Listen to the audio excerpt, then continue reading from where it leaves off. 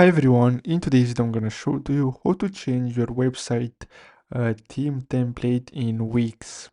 So what you'll have to do is basically create a brand new site, and then you'll have to transfer your uh, domain name from the main website to this new website with the new theme.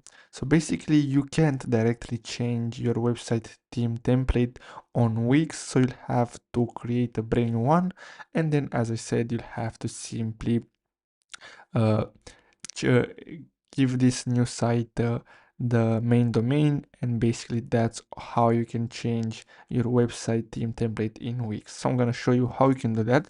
So you'll have to simply create your new site, and of course you'll have to make new changes, and then you'll have to simply go to the dashboard here, and then you'll have to simply connect a custom domain, as you can see right here, and you'll have to enter your main domain, and basically that's all.